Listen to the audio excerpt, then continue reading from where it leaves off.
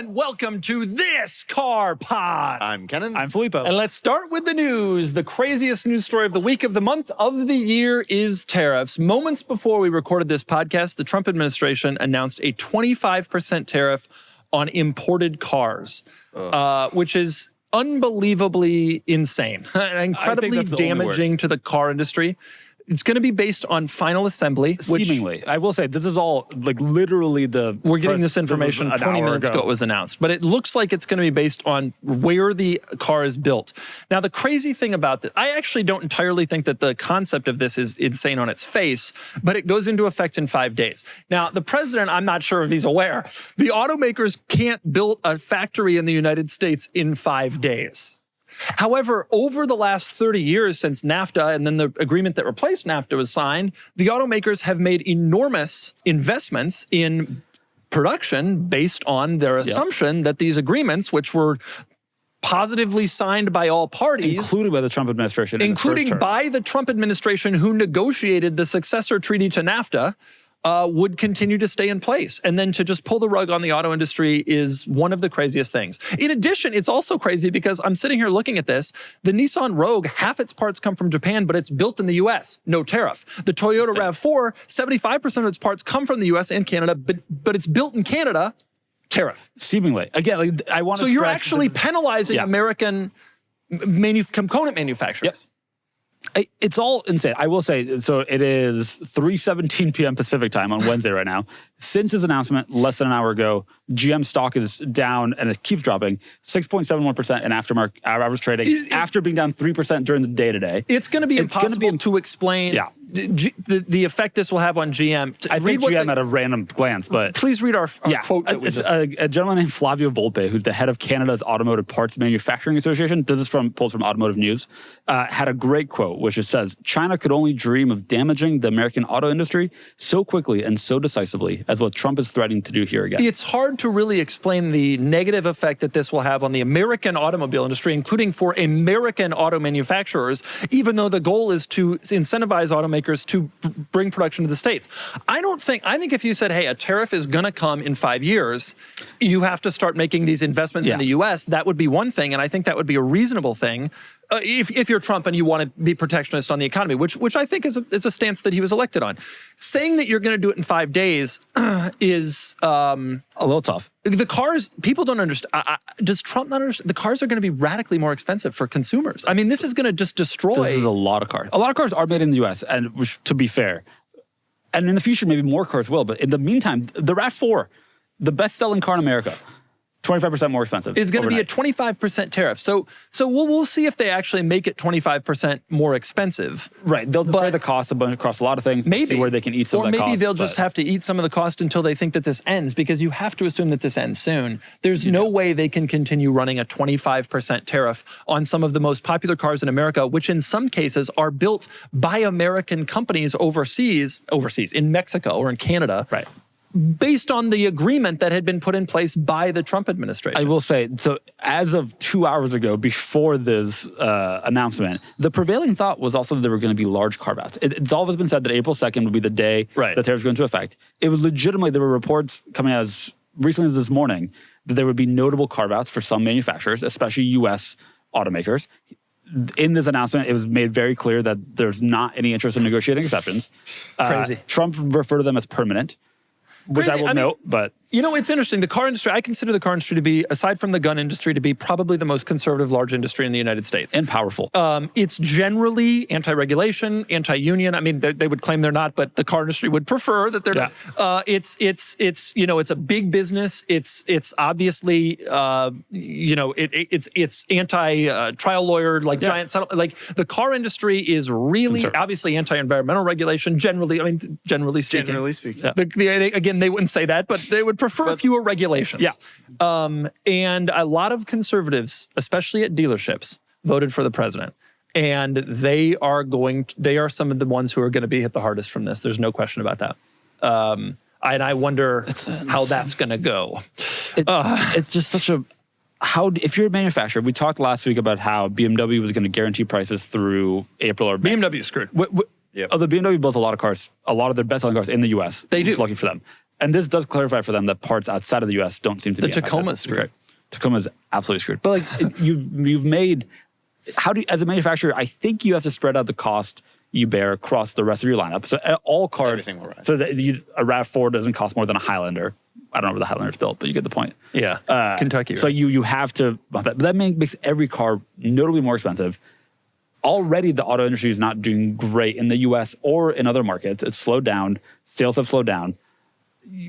Factories are already, there's a lot of furloughs at various factories. This isn't going to make that better. No, it's going to make it worse. I think that in time, there may be some more significant investment from automakers in the U.S. because of this, but that's assuming the automakers assume that this continues. You have to assume the automakers think that once Trump's gone, this all ends. Or sooner than that, because it's a trade war and it can de-escalate. The hope is sooner than that if you're in the auto industry. I am curious about our friend Elon on his effect here. Elon notoriously builds cars in the U.S., which are largely manufactured with U.S. components. The Teslas are often considered to be some of the most American cars. Fremont, California. You wonder if Elon's in Trump's ear saying, let's just tariff all the imports. It helps him in a financial way, and we know that he's there playing a fairly large role in government right now. I don't know if that's conspiratorial, but it seems like there might be some component of that. A little logical. To me, I'm still processing this because, literally yesterday there was a large news story that we weren't going to include here that Honda was going to start buying hybrid components from Toyota because the hybrid components they use right now are made in Japan, and Toyota manufactures hybrid components in whatever state. I don't remember, Tennessee. But you're saying now it doesn't matter. But now it doesn't matter. The prevailing thought about components. Yesterday was that it was about components and that. And now to not make it about change. Components is wild. You were talking about a situation in which a car built in Mexico, I'm looking at the Chevy Blazer, assembled in Mexico, but a third of the components come from the U.S. Well, you've just heard the component manufacturers. So even though technically, the factory's in Mexico, but what about all the Americans who build the components that go into the cars, that now that car's demand is going to plummet? I can't believe there's demand at all for the Blazer, but that's a different story. Is that the Blazer review or the regular Blazer? The regular Blazer. Well, that's even worse. You could go through a lot of examples like the this. amount of change in a short period of time is also notable. And by the way, this isn't just Canada and Mexico. So this is 25% on imports, which means that Euro. So that covers, I mean, you want to talk cars, the companies that are screwed, high end. Porsche's done. Every car is 25% more expensive tomorrow. They don't have a U.S. built product that they can. Neither does Volvo, really. Neither does all the supercar, Rolls Royce, etc. BMW barely builds anything in the States. It's just the SUVs. I guess that's all of their cars sold here. Anyway, absolutely. But yikes. Yeah, this is a stunning. I'll call it stunning move. I don't think if he said it was 5 years out and it's gonna phase in, I don't think it would be that insane. No, that would be pretty understood. It goes into effect in 5 days, and it's 25% on anything built outside of the U.S. It's another example of using a mallet where you should be using a scalpel. I really think that there is some rationality to tariffs, especially when we're talking about reciprocal stuff. But this ain't it. Well, and the stock market hates it, and the car industry is going to hate it, and all of those people were massive supporters of the president. GM down 7.26%. And I think you said the point. The threat of tariffs is usually more effective than the tariff itself. It's that. Plus, who are you threatening here? You're threatening every country? Right. Yeah. Right. Well, Japan is. These, by the way, are on top of other ones. So if you're China, you were already at 50% tariff, 75%. Well, China. Nobody's caring about China and cars. It's not really all that important. But I wanted to know that. It's just quite something. I will say, threat of tariffs, if you want to move to the next news story, you can just transition straight in. This is an interesting thing to say. Hyundai announces that they're going to invest $20 billion in production facilities in the United States. Hyundai already builds, in fact, a lot of the cars in this picture, maybe including this one, are built in the United States. They have this giant plant in Georgia? Alabama. Alabama. Yeah, one of the Kia's in one, and one of them Hyundai's in the other. I drove by. They're investing something like $21 billion. One of that is a new plant. They're going from 2 production facilities to 3 over the next time it takes to build the factory, which is 5 to 10 years. And they're also going to be building a steel plant so they can use that steel in their vehicles. And again, because when they announced that with the Trump administration, it was announced at the White House. The thought was that those components would matter. The timing of that announcement was obviously intended to try to show limit, this is happening. Hey, we're doing this. Can you maybe not be so punitive to us? But a lot of Kias and Hyundais are made overseas. And this $20 billion factory investment, you're talking about 10 years. Right. And it's not going to happen anytime soon. No, the landscape will be so different than anyway. So how do you as an automaker make investments? How do you as a dealership? Again, the dealership owners, some of the most conservative people, one of the most conservative groups I've ever met just as a chunk. How do they make investments in dealerships not knowing whether they will even have vehicles to sell at a price point where consumers are interested? They're going to be absolutely off the wall, angry, irate at the Trump administration for this. Excuse my ignorance on this, but is there any litigation that like people can do against a tariff? I am curious. The president views his ability to create tariffs as like an executive order, but is that? There's some question as to whether it's true. We'll see. You got to assume some Republicans are going to come out against this. There are Republicans in Washington who are car dealers, who are Congresspeople.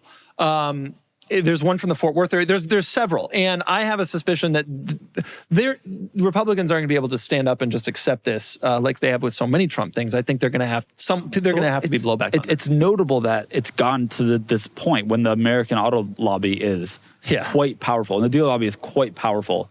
The reaction from states where that pressure is especially felt will be really, really, really notable. And there are manufacturing facilities that will lose because of this. There are manufacturing facilities in the states where we're trying to help people that are going to lose because they are manufacturing components and the car will no longer be in demand. Yep. Yikes. This is what happens when you spend 50 years creating a free trade area. Yeah.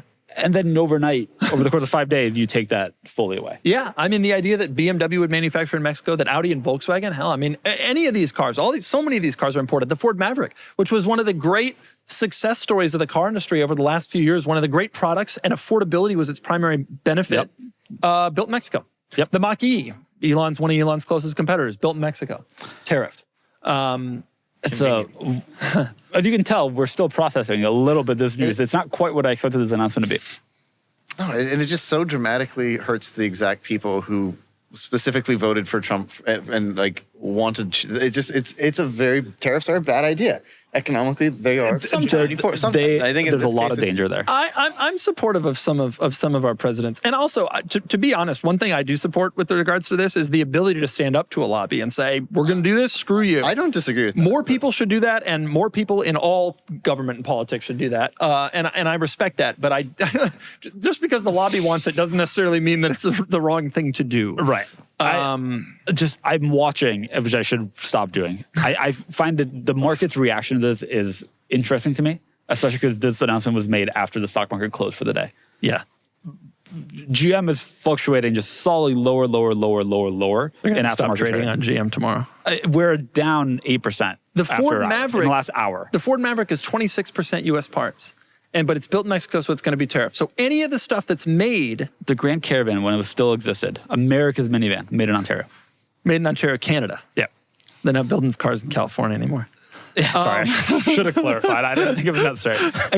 The market reaction to this will be fascinating. Tesla, I will say, is about flat in aftermarket trading after being down 100% of the cars built in the U.S.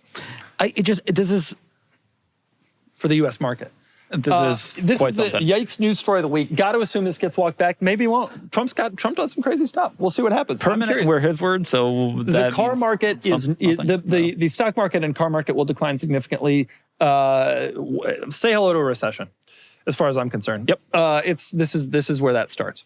Can I say one last thing before we move on? Yeah. This is all based on where we are at on Wednesday the 26th at 3:30 p.m. Pacific. And by the time you listen to this on Friday morning, all bets are off. We would have recorded a very different podcast about 2 hours ago.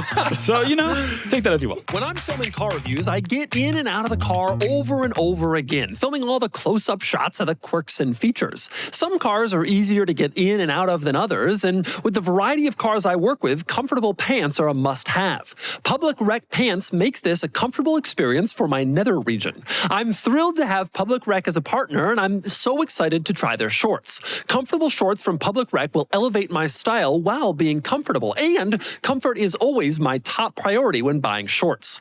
Public Rec pants deliver comfort for every occasion with unmatched style, whether you're heading to work, grabbing dinner with friends, going on a date night, running weekend errands, or enduring a long day of travel. Public Rec is comfortable enough for the couch, but sharp enough for the city. And for a limited time, you can get 20% off at Public Rec by using the code CARS at checkout. Just head to publicrec.com, use the code CARS, and you're all set. Oh, and when they ask how you found them, be sure to mention our show. It really helps us out. Upgrade to Public Rec and feel the difference. Next news story seems so insignificant now, but there's Jay Leno. Jay himself is not a news story. Jay's been around for years. Decades. Wearing denim the whole time. Wearing denim. Ones. However, Jay is advocating for a new bill in the California State Senate, which will exempt cars from smog that are 35 years old and older. Right now in California, it's a crazy situation. 1974 is the cutoff, and so if your car is newer than 74, you have to get smogged, which means that in California right now, 50-year-old automobiles have to get smogged. It's just laughable. It's laughable. It's absolutely ludicrous and insane. People drive 70s cars, once a month. Right, exactly. They go out and they go trying to get spewing fuel into the environment the whole time. No, but spray some ozone. But it's ridiculous. It's the most restrictive, we call it smog here in California, emissions law in the country by far. And so Leno's advocating for this bill that would change it to 35 years, which right now would be, 1990? More or less. Which was the intent, by the way, originally, right? Originally, the law here in California was that it rolled. It was 30 years maybe, and you could get collector plates, and then you were smog exempt. But Arnold Schwarzenegger signed into law a bill to change that and cut the year off at 74 and end it for good, which happened in 04, I guess, or 05, whenever he was governor, and that's why it stopped at that year. And the years have continued since then. And so the result of all this has always been here in California that we all just drive. Everybody who has an older car that can't pass smog just drives it anyway with out-of-state license plates. And so you register it in Montana. So many guys do that. Or you register it in your brother in Arizona, your cousin in Nevada or Oregon or whatever it is. And the cars are still on the road. They're still obviously polluting and on the road. You see them all the time. At every Cars and Coffee, half the cars have out-of-state license plates. When I'm behind a car and I smell decal, I go, Montana.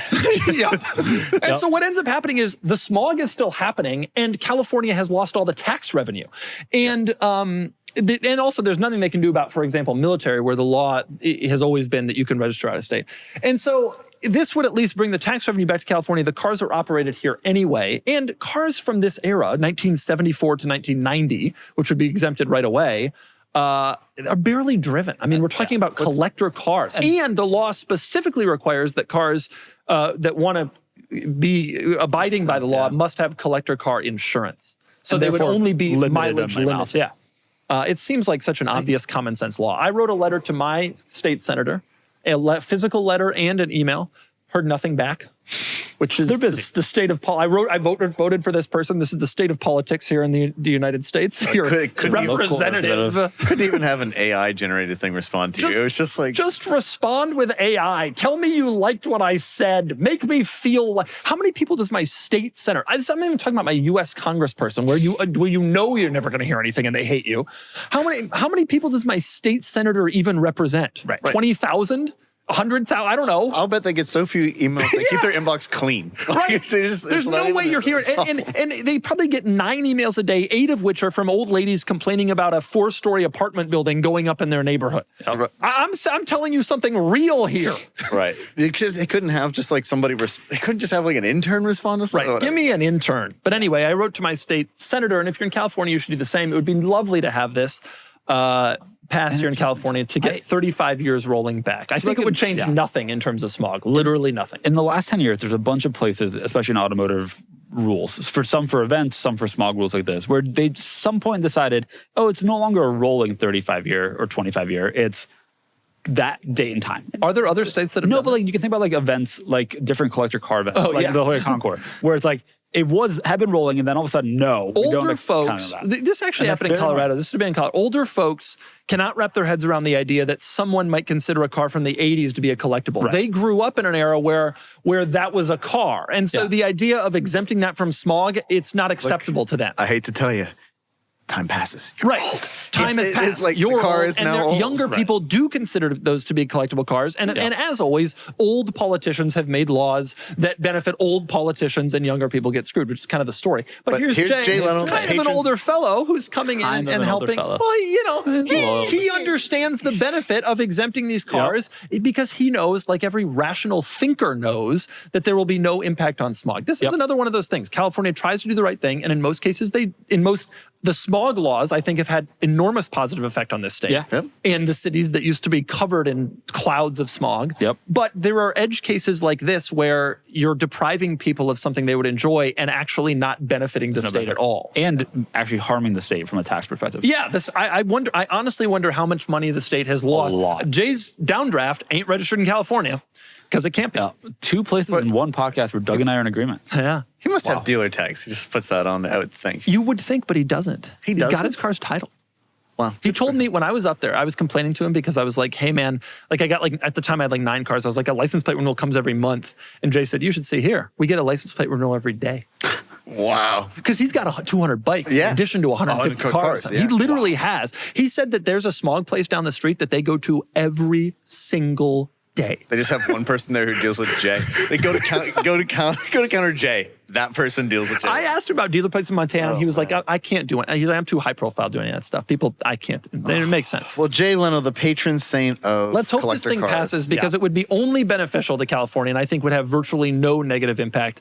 And if it doesn't pass, everybody's just going to continue registering their cars in Montana and Arizona anyway. Okay, next news story, please. We've only got a couple. Yes. So Aston Martin has announced a new car. This is the Vanquish Volante. So the Vanquish has been out for a little bit. This is the 3rd generation Vanquish. And this is only the 2nd generation that they've made it a convertible. The Vanquish 2 and now the Vanquish 3 are convertibles. Wow, that's a good point. Now, it keeps the same 5.2 liter turbocharged V12. It produces 824 horsepower and 738 foot-pounds of torque that Mercedes. No. Correct, 825 horsepower. That's impressive. Think about that. It's a ton. And it's rear-wheel drive and has an 8-speed automatic. So, but it allegedly, currently, this is the fastest production front-engined car, which is very specific and niche. Wow. And I get that Aston Martin wants to have something to market. That is but something to market. What they can market is how beautiful it's like when Bentley made the Continental Supersport ISR because that car, the Bentley Continental convertible, won the Icelandic ice races. The Finnish ice regular races. Vanquish starts at 430,000. You're joking. Now you have to mention this will be. I've read estimates. This is going to be pushing $500,000. So you figure this is 460 before the tariffs. Then you add tariffs. This is a $600,000 car. You know how many they're going to sell in the United States? Let me do the math. 0. Sorry, the regular Vanquish is that expensive. They said they were going to keep. Yes, it is. It's a beautiful car from the front, at least. They said they were going to keep production to under 1,000 units a year, but I think they are going to be, if they can, best case, they'll be producing 1,000 at this price point, we're only going to make 1,000 a year. Well, at 430 base, and then we've seen how Aston does options. Every one of these that leaves the dealer is a 500 car. Every one of these is a 550 car. Yeah, Tariffs is an 800 car. It's like those Zagatos they did. What that I want. It is like those Zagatos. But 430. A 296 is a 350 car. But this a Ferrari 296. Yeah, but with options. But this is on a different level. I know, but like horsepower. Is it? This is supposed to be an 812 competitor, but it's even more bespoke and rare than that. That's the theory. The truth is that enthusiasts don't view Aston Martin that way, and so it's not really. Currently, at least. Tough placement. But tough placement, tough timing, tough price point. Beautiful car. Gawpingly beautiful. Which is the Aston Martin way. How do we feel about the rear? Gordon. Not as great as the front. Obsessed. But I think that the car is tremendously beautiful. And honestly, this is the car I expect Aston Martin to be building. But it's did not love the 2nd gen Vanquish. 1st gen, one of the most beautiful cars of its era. Yes, 2nd gen was fine, but I never felt it looked different enough considering it was like the special flagship. The Vanquish 1, one of the most beautiful cars of its era, one of the worst transmissions ever put in a car. Can you pull the Vanquish 2, I still think one of the most beautiful cars. It was beautiful, but it looked like a modded DB9, whereas this car has its own life. This car has its own life. We have a Vanquish live right now, if you add a U there. We do have that one right now. You love to make fun of me. It's hard to type with See, this car, it looks good, that 2nd gen, but this is, go back one. Go back one. Looking thing. That's a DB11 with a body kit. Like, that doesn't look that different. The new one, if I asked... that integrated trunk? Dude, if I asked not you what car this is, if I covered the badges and asked Filippo what car this is, he'd say it's a DB11. Okay, but that's like asking me about any Toyota. I mean, you could pick the your new Vanquish has its own its own persona. I think they all have presence. I love the Vanquish line in general. I also think it's one of the greatest names ever put to a car, Vanquish. In 10 years, it'll be worth $75,000. Yep. Right, because every Aston Martin, every enthusiast wants a used Aston Martin. All right, give us our last exciting since we're high on time. Oh, a Porsche.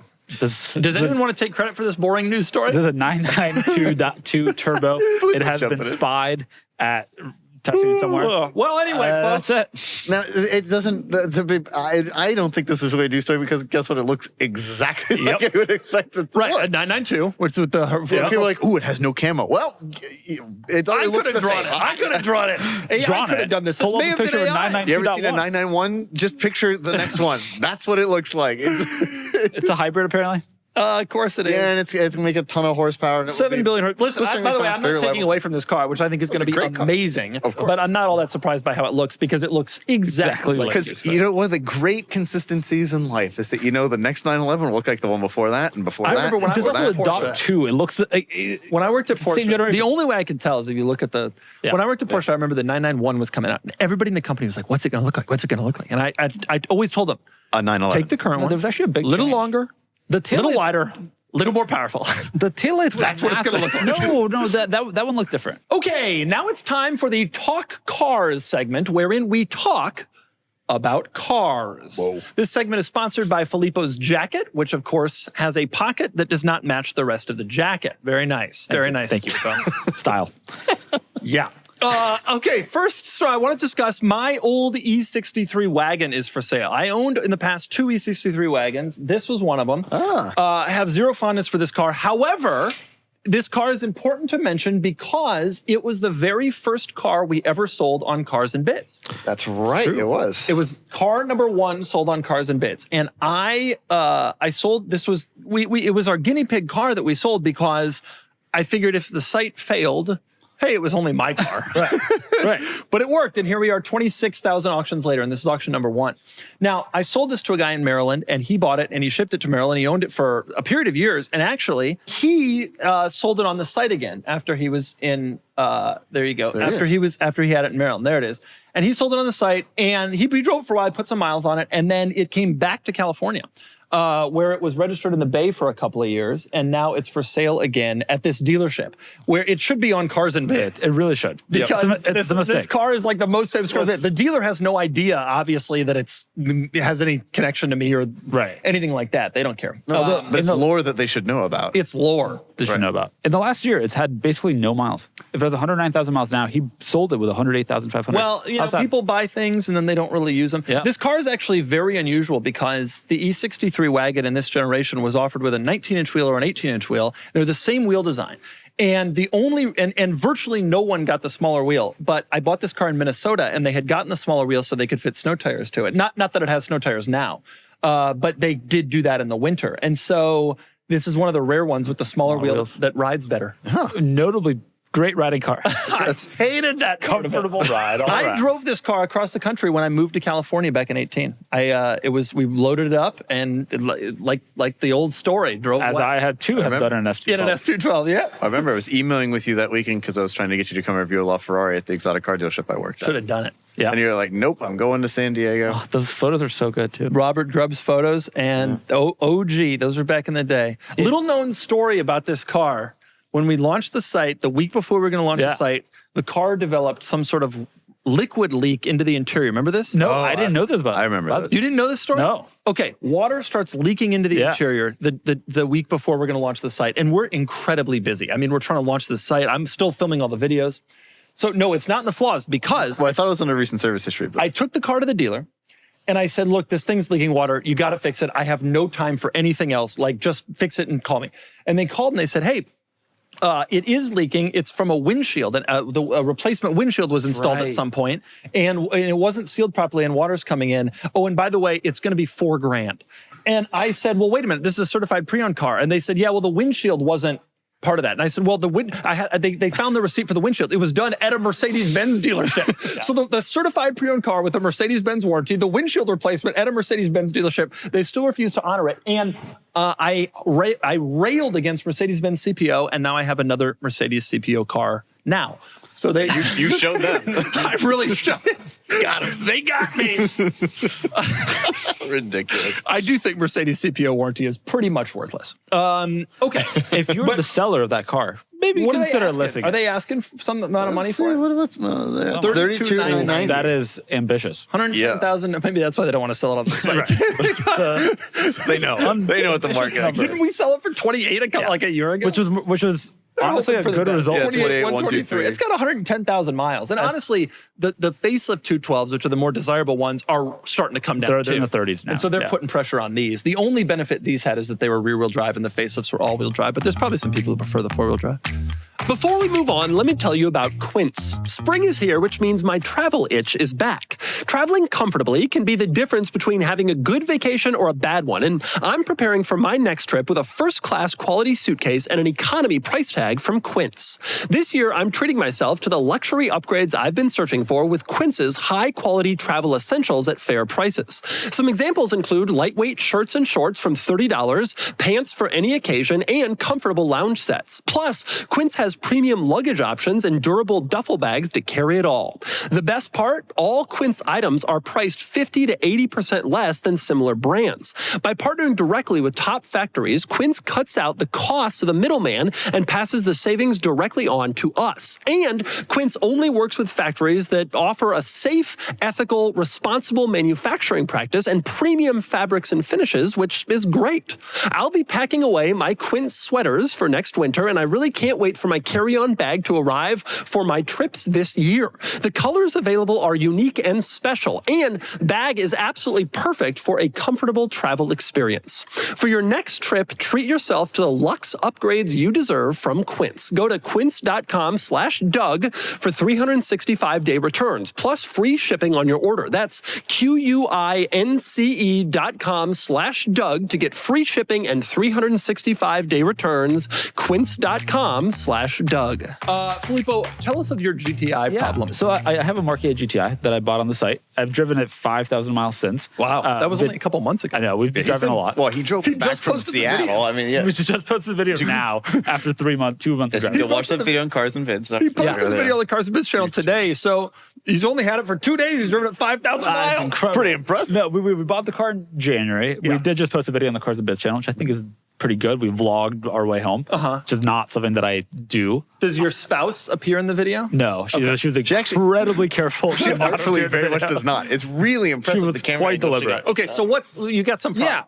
Yeah, you know, sometimes you go to start the car up and the car starts, the engine starts, and nothing else does. So the infotainment, which is also how you control not just the radio, but also the heat and AC and the rear view camera and all of the safety sensors just don't work. So this is an infotainment only problem? I think so. The screen, the gauge? The gauge cluster works. The screen doesn't turn on at all.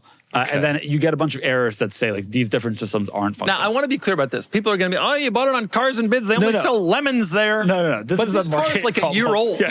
This car is a year and a half It's still old. under warranty. Yeah. And I've took a look at what safety bulletins there are, what recalls there are. And there are a few that are infotainment related. So I'm going to bring it to the dealer and get those taken care of. But the solution most recent time, I was in a meeting. My wife called me. She was leaving to drive to LA for a work thing. She said, this is a good thing. Yeah. What's the strategy to fix this? And there is a way where you hold down the start-stop button for 10 seconds and it'll recycle. That wasn't working for some reason. Okay. And so I, while meeting with our producer, Sean, actually, just went out, disconnected the battery, reconnected the battery, and we're good. On a new car. I mean, this car just came out. That's what I would do on an E36. Wow. The gauge cluster is freaking out. Power cycle it, you're good. Some strategies are timeless. Some strategies are timeless, but you had to do this immediately in the video. In the video, that was a smaller issue where just the radio wasn't working. You also mentioned the video. At least isn't the system famously not good to use anyway? So now it's not good and doesn't work. I actually don't mind using it. I find it when you fine. go on the forums. Yeah, there's a lot of complaints. There's a lot of people who have these issues? That issue specifically is a little rare, but issues in general, yes. Really? Like reliability issues? No, not serious reliability issues. But I'm talking about issues like they can't figure out how something works. Infotainment-related issues. Infotainment-related issues. Some of them are not figuring out how it works. I had an issue last week where the fuel gauge just showed 0. I filled it up. It showed normal things. I went to fill it up. I filled it up all the way, and it showed 0 miles remaining. Get your battery. It actually showed 20 miles remaining and then slowly went down to 0. And then it fixed itself. This is some Volkswagen quality. How many miles are on this car? 17,000 now. 17,000 on a year and a half old car 18,000? you bought with 12,000 miles. Look, they're all infotainment issues. I do suspect that some of the recalls and TSBs will address it. We'll find out. I got to bring it to a dealer. I haven't yet. If it is all electronics, then that's what it is. I mean, my Defender, I didn't have any issues with my Defender infotainment, but I'll never forget going to the dealer. They were like, how's the infotainment? I was like, yeah, it's been fine. They're like, really? Yeah. Like, truly, they were like, are you sure? So that's a little bit of a concern. Are you concerned about Volkswagen production quality at this point? You know. Do you wish you had bought an Integra Type S? No, I'm actually thrilled with the car. The car is so Corvette? good. I wish you had bought an Integra The Type car S. is so good. It's such a competent car. We've driven it 5,000 miles in 2 months. It's a usable car for long trips. It's usable as long as you don't need the heat, the climate control, the triple. For car off, 2,700 miles of that, everything worked. The other ones, it was a roll of the dice. It has been totally fine except for that issue and that other issue. And I'm hopeful that how often is this happening? Oh, it happened a total of once on the way down and then once last week. Filippo, that's like me saying my M5 is reliable except for every component I've replaced. Yeah, wait, it's like, so it's only happened twice. Once on the way down, then once with your wife the other day, plus the fuel gauge thing. Yeah. Which happened how many times? Once. Okay. Well, then it kept showing 0 till I refilled it a third time. On the subject of Volkswagen Audi quality, I once had an A4 that was self-healing. Yeah. This is an actual story that happened. I'm driving through Kansas, all right? And the fuel gauge starts to the speedometer. The speedometer starts to just stop. And about 3 minutes after it started to not show the right speed, it was showing 0. And at the time, I was driving through southern Kansas. There was no Audi dealer in Wichita. And so I called the Volkswagen dealer, and they're like, I guess bring it in. I don't know. And then after about 20 minutes, slowly the speedometer started to creep back up. And it never was a problem again. I owned the car for 2 more years. It just needed a nap. And then it went back to it. Hard. A little Volkswagen, it's good to see, though. That was an 01. It's good to see not much has changed. This car was widely panned for its infotainment system. And now there's another reason signs of that, which is also infotainment related. It'll be fine. When I was at Porsche, I had a Jetta company car, and you know what I did? I found online someone was selling check engine light bumper stickers as like a decal you could put on your car, and I did. I was like, you know what? It's such a Volkswagen Audi thing, and maybe you should go down that path as well. I love the car, though. Well, I'm legitimately hopeful that some of the TSPs fix it. I'm anxious for you if this is the beginning. Maybe he should go down that path, but one way or another, I think the car is already headed down on its own. So we'll certainly see. I'm hopeful it's more reliable for you, though. It will be. We'll find out. Our next Talk Cars segment, I want to cover the Lexus LX 700H. We talked about the Lexus LX 700H last week. It's the finest car on sale. We've never sold one. They're not on sale. This is all I've been hearing about for about a week and a half. Every other text message that I get from Doug is just 700H over trail. No other words. 700H over trail. Lexus LX 700H. Now, I don't have anything new to add. Last week I said You just wanted to mention it? Last week I said I wish that I had gotten this instead of my Sequoia. It wasn't out when I bought my Sequoia. I want to make that clear. The 600 was. I don't want a 600. I only want a 700H over trail. I don't have anything new to say. I still wish I had bought it instead of my Sequoia. They've now taken it back. The press car 700H. They took it back. That's how press cars work? Usually, here's the press cars come to my house for a week. On the 6th day of the week, the press car company emails me and says, hey, we're going to take the car back. Usually I say, yeah, no problem. This time I was like tearing up. How can I get the last few miles out of my 700H? This is how the other car journalists feel. The press, right. And the worst part of it was, and this was the real slap in the face. You know what they replaced it with? A Hyundai Ioniq 5 XRT. Oh, it's the over trail of the Ioniq 5. It's the same thing. Needless to say, the experience isn't quite as good. Well, although my wife's driving the Ioniq 5 right now, and she texted me yesterday, and she says the turn signal stock feels so good. I said, what? She said, the stock, it feels so good. I'm like, what the hell are you doing? That's not an observation I would expect from her, to be honest. Or anybody. I think that every time I drive a car. The first thing I think I do. Is does the stock feel nice? She previously was in the SQ6 press car that we had, and she said that she loved it, which I did too, actually. Unfortunately, we're the only 2 people who love it. Currently, it's 20% off. Okay. So you want one of these, but you're off cars, so. I'm off cars. I can't buy it. I already made this pact with God and everybody that I can't buy any more cars. You're going to buy a car at some point. I want one of these so bad. Look how expensive they are. Yeah, Go back to that. You see those sticker prices? Cheap. This is ridiculous. That is Now, Wild. this though is interesting, right? This is a 25-600 that's new with a 116 sticker, and they're advertising it $7,000 off. Interesting. So that says that maybe if I just wait, and if you figure if they're advertising $7,000 off, you probably get a little more in there, yeah. So if I wait just a little bit, maybe I can walk in and get this thing at a lower price. A test of your patience. It's something you're so good at. Typically, if I want something, I like to just buy it. Yep. We got to deal with it. How much longer do we have to deal with this? Man. Until I get one. It's gonna, and I think it'll be 2 or 3 years. I think it'll be 2 or 3 years. I give it. I'm going to put it on the calendar, but I give it like 3 weeks and 4 days until he stops talking. You say that, but I got in the Sequoia thinking I'm going to get in the Sequoia and I'm going to feel fine about it. Everything's going back to normal, and I didn't. I was like, damn this. When you drove the Infiniti QX80 and the Nissan Armada, which are the new Nissan full-size SUVs, you were like, this is better than the Sequoia. Yeah. But you didn't want one. No. You're just like, this is objectively a better fit for me. But the Sequoia still has king benefit over those cars are better. The Armada, I drove the Armada Pro 4X, which is better than the Sequoia in a a lot of ways, like legit. Yeah. The Sequoia still has king benefit though, which is resale. Yeah. Ultimately, an Armada, the Sequoia TRD Pro is still going to be worth 50% of its value in 8 years. Yeah. An Armada Pro 4X is going to be worth whatever you can find somebody at the propane refueling station to give you for. Hey man, I got an Armada for you. You want an Armada? That's how it's going to be. Okay, Kennan, tell us about the Audi R8. Yes, so currently we have an Audi R8, a first-gen V8 R8 in the office. It'll be live on Cars and Bids very soon. You're doing a video with it. Lovely. It's red. V8, 6-speed manual transmission. Everybody who's come into the office has said the same thing. Wow. The Do R8. you think he went and sat in it? He was so excited. I've wanted an R8 for the last 2 weeks. Do you think the reason for this could be that the other cars in the office are a Toyota Prius, No. a Nissan Juke, A Carrera GT. and this makes the R8 seem especially cool. A bad color G-Wagon. And so people sit No. here. All of there are some enthusiasty cars in here right now. There's an Evo 4. Some Pull up the R8. Pull up a first-gen R8. This isn't the one we're talking about. I love the R8 though. But here's the thing. So something clicked that it does everything. It does everything. That's a V10, but That's a V10, but we'll accept it. Same color. But it just.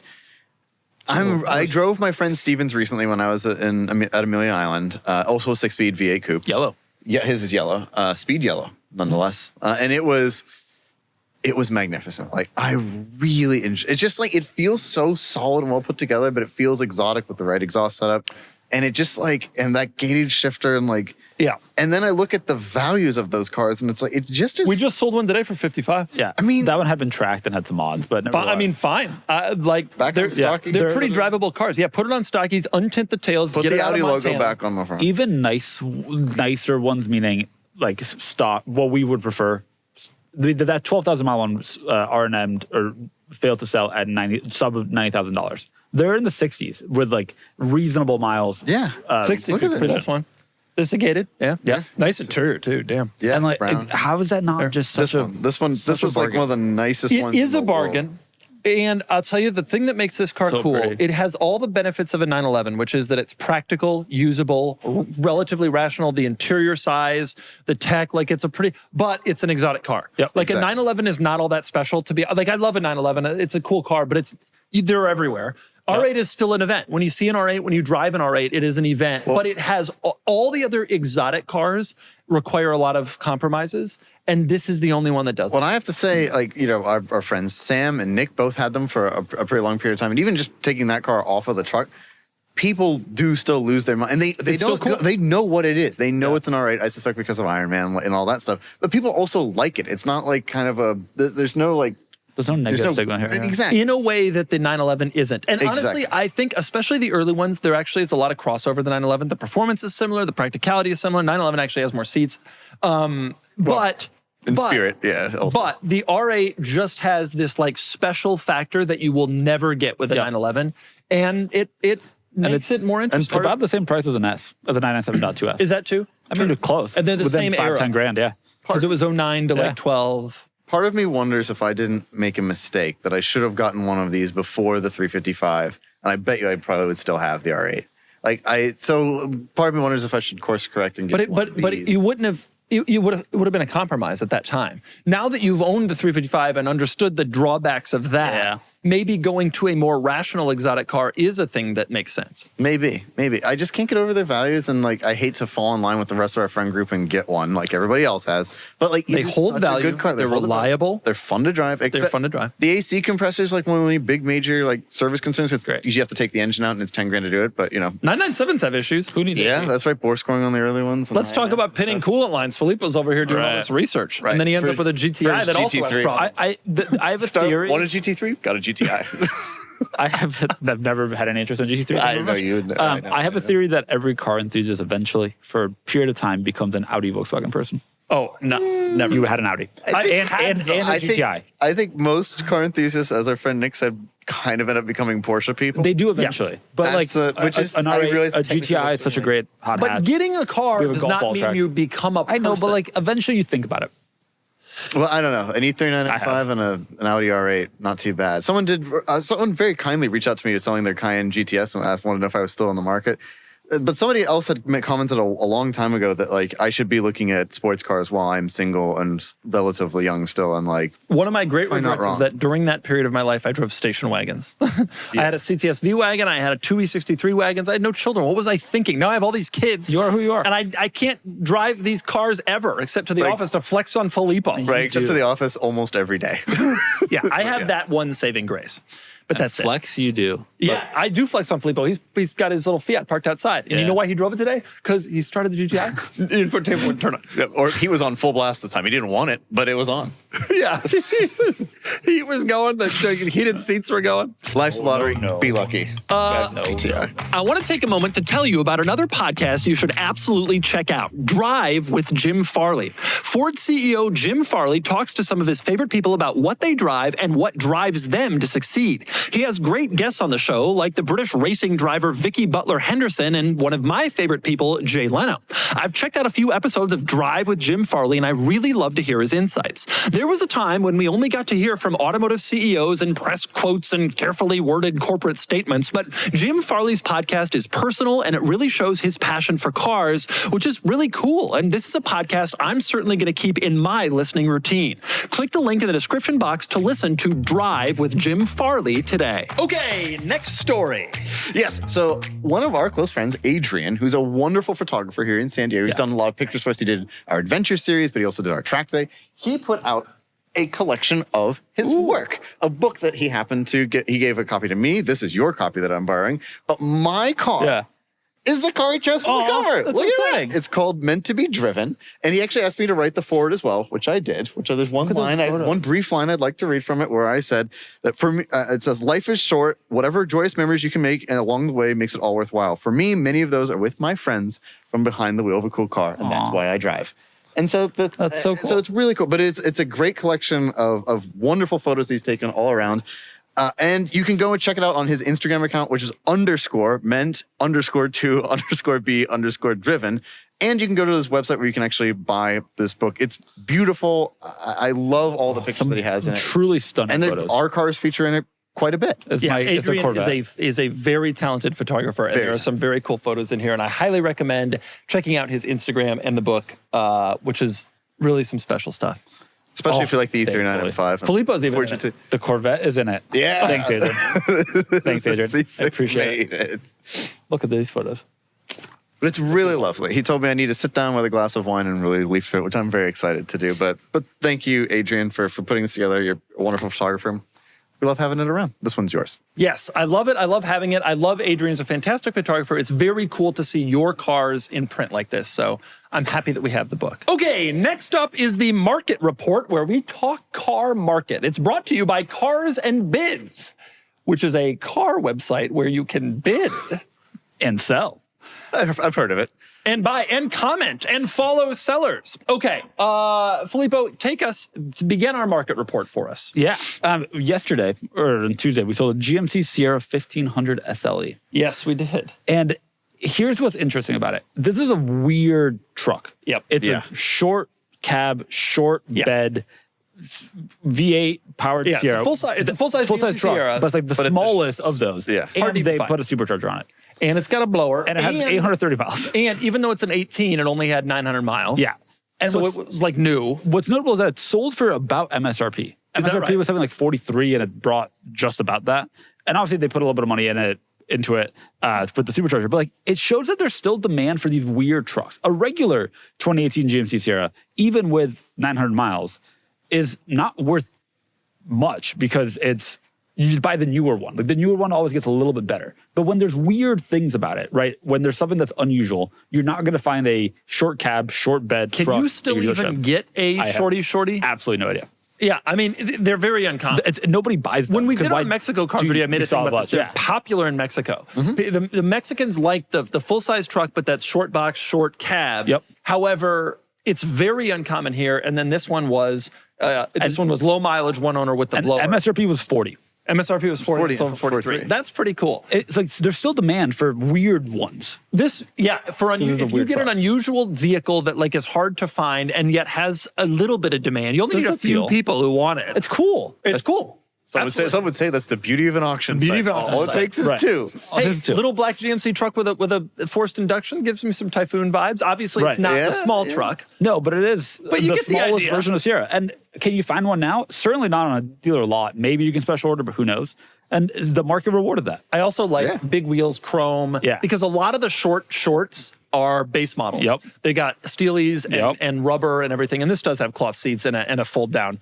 But that's also kind of... And it was the wheels were aftermarket, but GM wheels nonetheless. But they're GM wheels. So they were aftermarket, but they were up wheels. That's perfect. That's what I would have done. What you want. If I wanted a shorty truck like this, what I would have done. It's also a two-wheel drive, which has some appeal in this shorty blown V8, yeah. That is a pretty cool truck. You do not see them often. I'm thrilled that we took that on the site. I'm really glad we did. And it's sold for above MSRP, which is surprising. I was happy to see the number on it. Kennan, give us your market report, which is even more exciting. Yes. So recently we had that Ferrari 308 that I talked about on the site, the 1900 miles Classic A certification.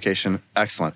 And this car, so it was bid to $110,000, but our post-sale team, Alexis in particular, put it together after the sale, and it sold for $140,000.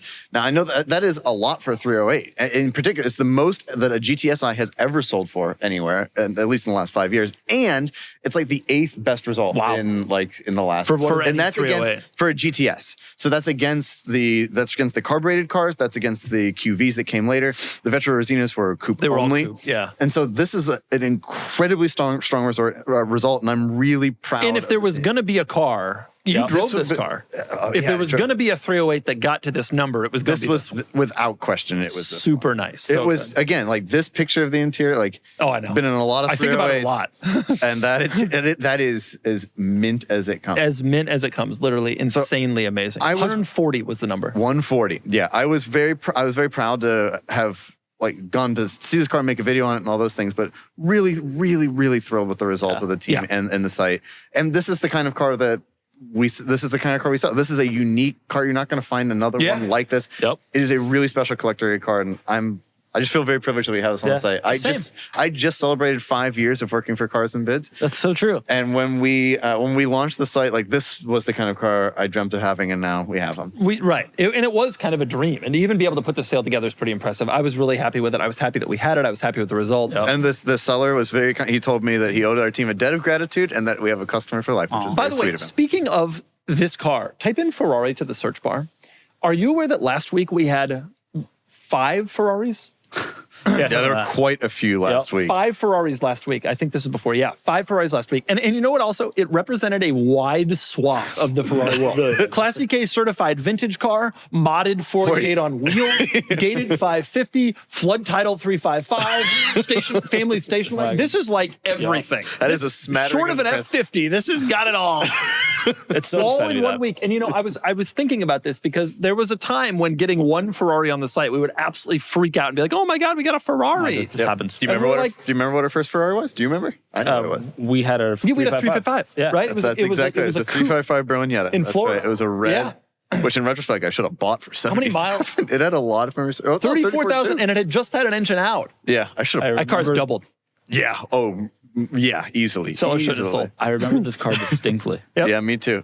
It was a big deal. Yeah, it really was. But I'm thrilled to have so many Ferraris on the site. Not only because it's my favorite brand, but I just...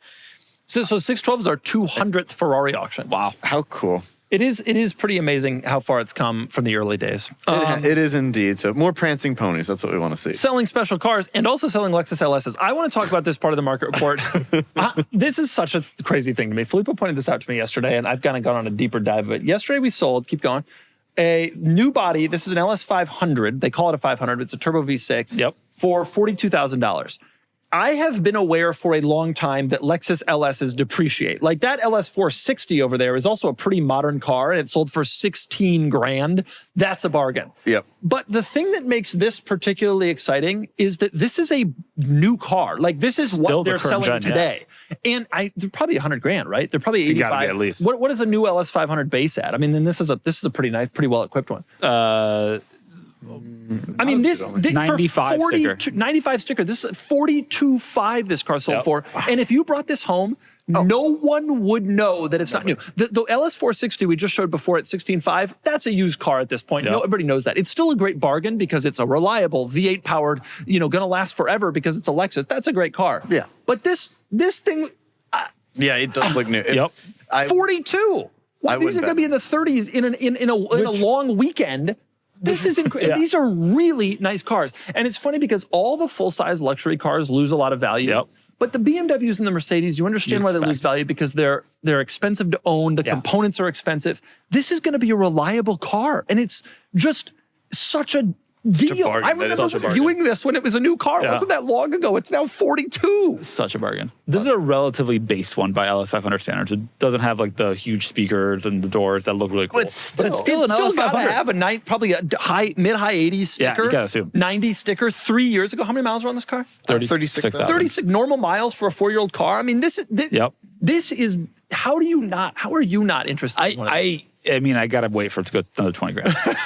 But it's just amazing how much, especially big luxury cars depreciate. Big luxury cars depreciate like crazy. Plummet. Lexus, you would think would do better. Like the ISF has held its value better than all of its rivals because it's known to be reliable. Yeah. No, but the market doesn't seem to value that of these cars. It doesn't care. It's not enthusiast. The market values enthusiast cars that depreciate, but are reliable. Enthusiasts value cars. The market seems to value more SUVs, and so I think that there's something. This is kind of has a whiff of old luxury person. It has been hard for Lexus to sell this car. Yeah. I don't see many of them. I get the sense that, the sedan is going the way of, we all know it's all coming to an end. So that's probably part of it. It probably didn't actually leave the dealership with its 90 sticker anywhere near a 90 transaction. Maybe in 21 it did just because you couldn't get cars, but it took me a second to find MSRP because all of them have some large markdowns. Yeah. Yeah. Still, it's 42.5. Quite a car for 42.5. And it'll last you forever. Also, because this is just a normal, it's not even the hybrid, it's the normal V6. You can get 10 good years out of this car. It'll continue to appreciate. It'll sell for 12 when that happens. Did Lexus put a non-hybrid 3.5 liter V6 in anything else? This twin turbo V6? Isn't that there's a twin turbo 3.5 liter V6. Isn't that the base Tundra? Oh, maybe. That can't be the same one, is it? The one that they're recalling because it's blown up. Anyway, reliable car here, folks. No, but seriously, I'm impressed. I'm honestly and truly impressed with that. Yeah, I am too. I had no idea. I haven't paid much attention to this segment because full-size luxury, it's not my thing, but... Yep, depreciation alive and well. We talk about, like last week, we talked about that S65, and I'm not surprised that car loses value. This is going to be a reliable... Look, pull up that interior photo, that first interior photo. This is a new car. That is identical to the new one, except for maybe the little touchpad thing. Yeah, that's true. Yeah. But nevertheless, it's used luxury. I'll use that. I hate that touchpad. I think it's one of the worst things ever to exist. I'll use, for $42,500, I'll use that touchpad. For a $40,000 discount off a new one, get me an Overtrail for $42,500. I'll use all the touchpads you want. It's way to bring it back. Nice. Luxury, and especially non-enthusiast luxury. It's why a regular E350, like your generation E350, is worth 15 and a Wagon is worth 40. Yeah. Especially sedans, if it's not an enthusiast car, the luxury just appreciates. Yeah, it does. And I agree, though, the SUVs held their value better. If this was an LX, which is an enthusiast buy on the used market, and so that's one of the reasons why it keeps its value, it would definitely hold its value better than this. The market likes those better. Nobody out there looking for these, but it's incredible to me that incredible indeed. I'm sitting here thinking, for 42, I can have this for 10 years and never think about getting another car. And still flex on Filippo. And then they have a floor. Reliable luxury cars have a floor. Well, I don't know. LSs, go back to LSs. We're selling them for 6. Now, these cars are old. The 20 years. If in 20 years you've only lost 30 in value, you're doing okay. Yeah, it's actually not so bad. 33, 34. Yep. It's a pretty good situation. And that's still a reliable usable. Well, this one looks a little low, but I was more talking about this one though. And even this, here's a 96, so this is 30 years. 30 years, and that's still the different generations have different. It actually might be slightly on the appreciation curve with the people really like those. Is this the second gen with first gen wheels? I believe it is. Okay, we got to move on. We got to move on to questions, folks. Before we get on questions, do you want to show off the license plate we received? Yes. We received a license plate from who? Let me open it up. Find out. Oh, there's a note. There's a note. We received a license plate and a note. Cars and Bids, a few weeks ago, you ranked the best and worst license plates on the podcast. It was my favorite segment we've ever done. John sent us this one, which we basically said is the worst license plate ever to exist, the Montana Rural Fire, where they simply took a photograph of a rural fire station and put it on a license plate. Can you pull it up? It's hard to see in the... because it's going to be out of focus. Montana's Rural Fire license plate. One of the ultimate worst, most ridiculous things ever to exist. There it is. They just went out and took a picture in front of a fire station, like with an old square body and Right. absolutely nonsensical that this happened. But anyway, John. Thank you, John. Who didn't give his last name. Random person will never know who. John sent us this. Do we know what car this is Thanks, on? John. No, don't. But it was probably on an F40 since it's a I have Montana not plate. looked. Right. If it's active, I can still find out. Thank you, John. We appreciate it. And we will cherish this gift forever, just like we cherish the Toyota Bee and the Toyota Goat, which have disappeared. Okay. Next, we move on to questions. Questions. Now, remember, you can ask us a question. You go to carsandbids.com, you click on the community tab, and there will be a post there that says questions, and then you ask us a question. The question segment is brought to us by Kennan and his white t-shirt. Oh, thank you. Yeah. Thank you, actually, for sponsoring this segment. It's my absolute pleasure. The questions this week, I discovered something. The really good questions, you got to go down. Yeah. You got to go down. We're going to do a smattering of up and down, but you got to go down. First question from B. Sloss. Doug's canceled Huracan Sterrato spec. In the recent videos, he mentioned he had a Huracan Sterrato he had ordered before buying his Countach. What spec did you settle on for the Sterrato? How is this process with Lamborghini? Have there been any other canceled Doug cars? The spec was cheap. Here's how For it works. you, it was surprisingly minimal. Here's how it works when you order a Lamborghini, okay? The configurator for all of the top-end brands does not have pricing because they don't want people to make fun of them. In all honesty, Porsche is the only brand that has pricing on their configurator. Fun of them. And we had a make whole fun of them video like where we crazy. made fun of them. Yeah. And when I worked at Porsche, this was a constant topic of conversation. Should we stop having pricing on our configurator? Should we stop providing window stickers to journalists? Because what ends up happening is they make fun of you. Oh, $8,000 for a painted air vent, that kind of stuff. So Lamborghini, they don't have pricing. And so what would happen is the sales manager at the dealership at O'Gara, he said to me, look, here's what you do. Build the car, send me the configuration, because they give you a little code when you finish the build, and then I'll tell you what it costs. So you have no idea, right? So you build the car, you send it off to him, and he emails you back and he says the price. And then you say, oh, well, that's a little too expensive, or it's cheaper than I expected. I'll put a couple more options on. But you don't know what those options cost. And so then you send him another. And I did about 14 of these, and I thought he'd get annoyed, but I get the sense that this is a large portion of his job. Yeah, for sure, without doubt. So this is what he does on every Monday, Tuesday, Wednesday, Thursday, Friday. I ordered the car I ordered, was gonna order, was the army green color, which was called Verde Gaia or something like that, with bronze wheels. And the light bar. Oh yeah, I mean every off-road thing. The roof basket, the light bars, the spare tire, the whole thing.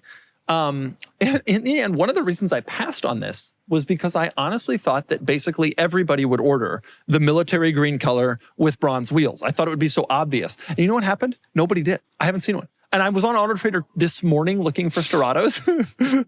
Why not? There's none in my spec. And it's like, damn, I thought they'd be everywhere. Man, I'm glad you didn't order it, to be honest. The Countach is awesome. It rules. Yeah.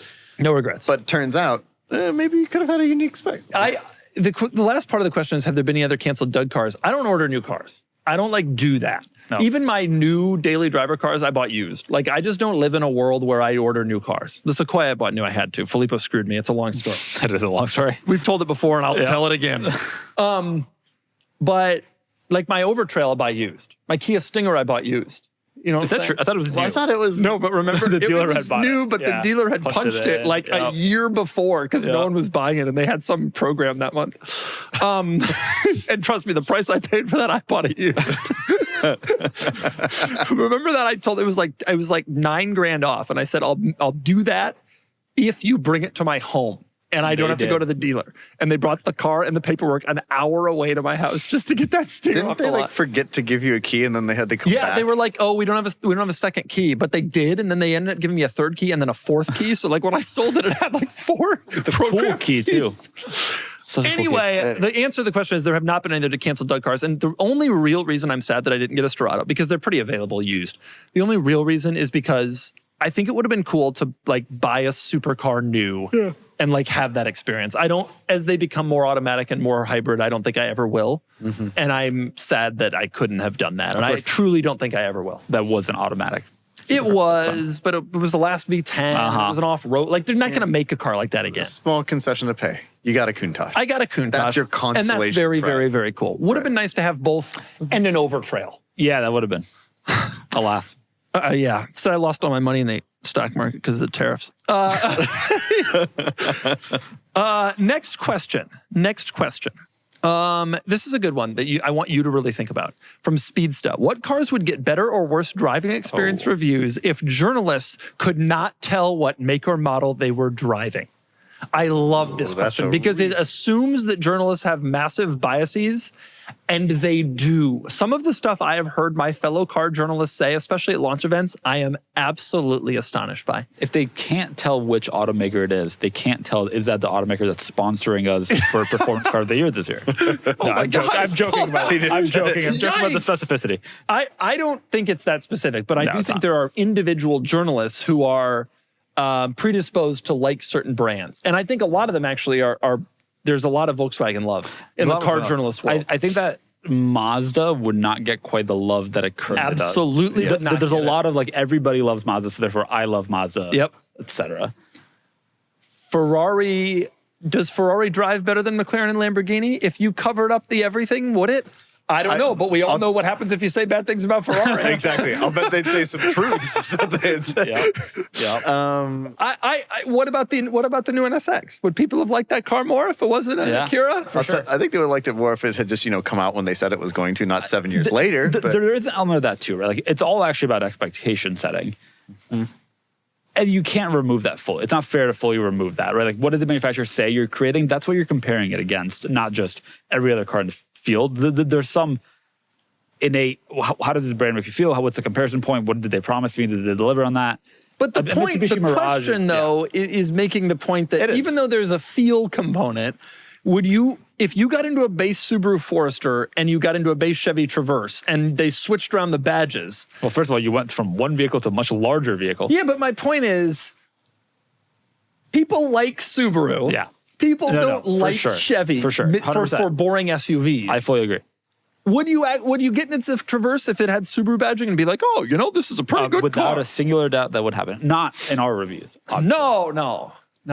God, no. Never. That's not how I feel about it. But I do think, and part of his question is, would someone think a new M5 is an awesome driving experience because they're not comparing it to an older one? That was part of the question too. Absolutely. Yeah. Now, I will say, for cars that have a lineage, you do have to think about the lineage. Like a 911 could be, like you could come out with a 911 that's as fast as a Plaid, all electric. But like there's a lineage that you have to keep up with there. I think that you can differentiate the two. There could be two different kinds of reviews. One is, how does this fit into that brand's history and heritage and reputation? And how is this car as just an objective vehicle? You can do two. You can do it and kind of generally just say that. I think you can. The C63 is bad at both. The M5 I think is only bad at one. And I think from a perspective of it being a car, it's a great one. Yeah. From a perspective of it being in the next M5 and it's heavier and all that, there was a lot of complaints about that. But I think if they were honest with themselves, journalists would review that car positively. When I drove it, it didn't bother me at all. Didn't really notice it, to be honest with you. It's fast and nice and cool. And it's a good car. Yeah. But I do think the brand does have a lot of clout. And I am always continually surprised by some of the takes I hear from my fellow journalists that I think there's some brand falls into that. There's some brand without a single doubt. Okay. There are, like I said, some great ones down here. Next question from Peter Aldridge. Do you ever feel compelled to review cars more favorably to stay in the good graces of manufacturers? Asking that to me. Nope. Not him. I don't give up. It literally doesn't matter. Now, there may have been a time years ago, but in my current situation, especially my current financial situation, I don't care at all. You want to not send me a car? That's fine. I will find a dealership. I will find a person. I do not care. For a long time, you would get cars almost exclusively from dealerships or from people. Yep. And during COVID, it made sense. I don't want to go to a dealership, have a press car deliver me. That makes sense. But I think you'd go back to that. Oh, yeah. And you don't go to press launches. You don't take the I mean, benefits. Ultimately, I don't do. A lot of these people stay in the good graces of automakers and do a lot of stuff with the automakers. Like, I don't attend press launches. When I do, I don't pay. I don't have the automaker pay for me. Like, I don't get into that sort of stuff anyway. I do not. I honestly have some friends in the automotive PR space, but I generally think that the journalist role should be adversarial with automotive PR. And that you should be constantly fact checking them and constantly thinking through, like, what are they telling me? Is this real? Is this not? Is it actually true that such and such car is better than other car? And I don't find a lot of that. I go to these things and there's a lot of like glad handing and people who know each other well and just kind of stick to the printed bullet points. Now, one person in response to this was like, he gave a pretty good review to the M5 and to the Charger Daytona. They're good cars. Ultimately, the M5 is a good car. I was wondering when you were going to walk that back. There it is. The Charger Daytona, I don't think I did give her a good review. The title was, it's an unfinished effort. And I basically was like, if this car had different engines, it would be pretty good. Which I think. Including a Hemi, and I'm excited for that. But no, I honestly and truly, probably more than some of the other folks, I really do not care. Take me off your list, car companies. I will review the car anyway. Okay, next question. And this is a good one for you and me. Daddy Doug SRT8 writes, hey Doug, you've done rankings of certain groups of cars. Can you rank all the Corvettes? Good. A ranking list I don't have to be involved with. This is hard because it goes a long way back. There's 8. But it goes back into the 50s. Yeah. And some things that were desirable in the 50s ain't desirable anymore. No. C2 is number 1. Yeah. C2 is the car. C2 is the car. I mean, C2 changed. The question is, where do you go from C2? C8. Oh, I can't agree with that. It's the best. No manual. No manual. That is a real issue. Dude, you ever drive a C4 with a Doug Nash 4.3? No, but I really want to. Manual isn't the reason. I really want to. Every from when we've hosted a bunch of C4s with the Doug Nash, which is a 4+3, and I just want to know. I need to experience it. If you have one in California, let me know. All right. Yeah. C3 is last. C3, no, wait, C4 I want to break this up. I'm going to do something controversial. C4.1 is last. C3 is second to last. C4.2 is better. But we got to think about the generation as a whole. C3 is above C4. The late C4s are better than great C5s. cars. I would rather have a late C4 than a C5. What? Or a C6 and maybe even a C1. Oh my God. A late C4, dude, a 96 Grand Sport is one of the coolest Corvettes ever built. But any late C4 is a great Corvette. Yep. Any late C4. I know, but we got to think about the generation as a whole. I'm taking it C4.1, right, C4.2. I'm going to accept that. 92, 91, 92. We all agree that a C6 is only marginally better than a C3. Wait, but I want to be clear. Hold on a minute. I want to be clear. I'm putting the C4.1 at the bottom. Yeah. Then the C3, then the C5. No, I'm going to put C6 more than C5. No, C6 is a better car than the C5. It was just a better evolution of the C5. It had a better motor. It looked better. The interior was better. It drove better. It did not look better. The C5 is just cooler. The C5 is just cooler. It just than is. The C6. It just is. I'm really sorry. It just is. What? It just I kind is. of agree, but it is not better. The C6 is better. In what way is it? What do you mean? It just is cooler. What? It's just a cooler. It's like it's squidgier. All the C5 is squidgier. Have you seen the C6? That's the point of the C5. All the C5 is a squidgier C6. The C6 was tight. It was a tightened C5. It looks like a squidgier C5 though. That's insane. Look, I don't have a dog in this fight, but you're crazy. This is crazy. I actually support Filippo. Okay, what's the second best? I think that a C7 is the second best. C8. C8 we could be third. I would rather have a C8 than a C7. What about a C7 Grand Sport, C7 Z06? What about the C8 ZR1? It's got 2 million horsepower. It's a better performance car, but I think it's a less engaging performance car. The C6 or C7 ZR1 has a manual transmission. Yeah, nobody. We're not counting ZR1. If you're gonna use the ZR1 as a comparison point, I'll hit you with the C8 is dynamically brilliant.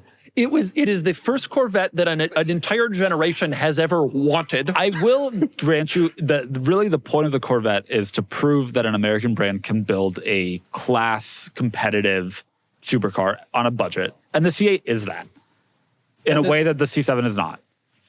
But I would rather have a C7. I think that C1 also should go before C7. What? C1 changed the world. You ever driven a C1? No, they're bad. Impossible. But it changed the world. So you don't understand. C1 was an icon. It's hard to even explain in today's society how the world thought the C1 was cool. I know. I actually agree with that. Not just Dennis and him. Every time I see one at a car show, at Johnny's Diner or wherever they happen to be, when I see a C1, I go, can you believe that America used to build cars that look like that? But I say the same thing about the C2, and I much prefer the C2 to the C1. And they're both kind of not great to drive. Since I compromise on C8, can we compromise on C1? So cool. So C2, top. Number 1. C8, I'll give you second. C7, C1, C4.2. Yeah. C5, C6, No. C3. C6, C5. No. Then C3, then C4.1. That's your answer. We're pretty aligned. We're close enough. We're close enough. That's interesting. Corvette fans, we're going to get some hate about the don't C4.1, but honestly, the C4.2, I to this day sometimes consider buying a 96 Grand Sport. Yeah. To this day. So blue. I would want one with miles. Blue. I would want one with a stick. I do not want a convertible. Can you pull up a late You know C4 what? Grand Sport? We ran a nice one. We've run several nice ones. Let's see. I think it's been. Was it recent? There's Audis. Type in C4 Grand. Doug Nash. If you have a Doug Nash C4. Oh my God, I want one of these been a so minute. bad. Look at that. They all had red interiors. I know, it's so cool. Look at that. Also, the interior wasn't bad. It truly wasn't by then. No, it's fine. Kennan's looking at it like, oh, well. No, I luxurious. disagree. Well. Also, Look at that. Look at this. Look at this random non-symmetrical. I love it. This is how you make a car. Look at this chassis switch. Tour, Sport, Turf. Oh, look at that. Look at I think it's Perf. just for posterity, say, can you put in King of the Hill? AKA Oh, the the King C4 of the Hill, ZR1 that we sold. Dude, look at this car. This is so cool. That was so cool. We this. sold a This was ZR1 special. prototype. Although this is a 0.1. I know, but it was so cool. It's rare that we get to talk about it because it was so long ago. Yeah, it was. But it's just so 20, cool. 20, yeah. Yeah. Yeah, the ZR1, that engine in the ZR1 is something very special and ahead of its time and interesting and cool. Yep. I adore that car personally. Okay. We're going to only have time for two more questions. Two more questions. One of them is from Quasi Brad, and it was a question for Filippo. Oh. The question is, Filippo, if you had to buy a car at a price point outside of what you'd ever actually spend on a car, what would it be? I have the same question for him. Aren't you curious about this? He says list 50, 100, and 250. I don't care about the cheaper ones. What would you buy for 250? Nothing? I don't know. Index funds. I don't, my car thinking is very practical in nature. So it'd be, what is the purpose of this car? And if the answer was just for fun, it's not a thing I would entertain. Right. Okay, but 250. It doesn't have to be fun. I think if I were spending in the 150s, You can't even. Mentally I'm bring getting yourself. there. I'm getting there. If I spend in the 150s, I gotta warm would up. get a Ferrari 550. I think a 550 would be legitimately quite cool. I agree. If I was going in the 300s, a Spiker C8 is a weirdly appealing car. I mean, Really? yeah, you could wear that jacket with that patch that doesn't match and you'd be super stylish. Spiker C8. It's so cool. Spiker I've never C8 started. thing. It's always interested me when he has to express opinions about expensive cars that are positive because he never does. You Never like do. the 550. What about an F12 or an 812? Or do you know what those are? I do know what those are. An F12 would be appealing. An 812 never had interest in. No interest in the 812. And it's I really cool. agree with- I mean- it's just cool. Also, the engineering, the appearance of engineering behind it is really cool. 5 valves per cylinder, baby. And less horsepower than the R8. I filmed a video with this You car. did. That's what In made me this want location. one. That's what made me want one. And I Want it. drove home in a Grand National. Would you get a Grand National? No. Okay. You go to the interior, 'cause it's like a... One of the finest. This is what you would get at this price point. I think so. What do I get for 250? I don't know. What I car for think you 250? could find these for 250. Just this one was a really good one. All right, what Yeah, I other don't think cars are you- 250? I got nothing. A Laviolette's worth less than Spiders. I would consider going weird 80s European. Like a Renault R5 Turbo is like the nicest one, or like something in that realm. He still can't take over. He can get himself over 125. He literally cannot get himself over 125. For like 85, you don't think about like a 911 Turbo. No. You don't think a Delta Integrale. You? I would love one. Really? Yeah. You? Yeah.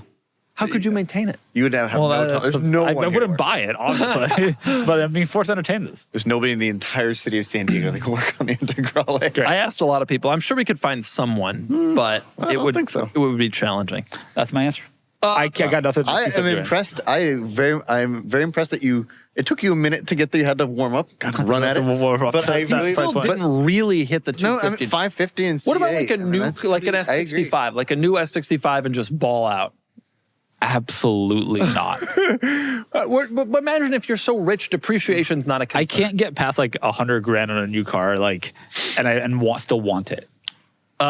Interesting. Well, I applaud your choices. Thank you. Very tasteful. Thank you. Nicely done. I applaud at least your ability to think about it.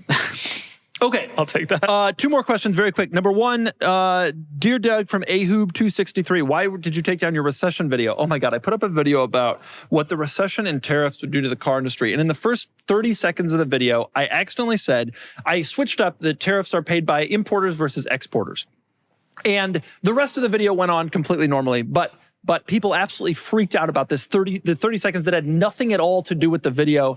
And I just decided I don't want to put up with the BS. It was like a clear speech mistake that was not even important, that had nothing to do with the actual text and point of the video. And I have noticed, this is irrelevant, and that's the answer. But this is something I have noticed. The actually people, they seem to be more than they used to be. Oh. In general, not even just on our content. In fact, mostly not on our content. I see on a lot of other creators' stuff, and especially on Instagram, the actually crew, who isn't even saying something substantive. Like in this case, this is a good example.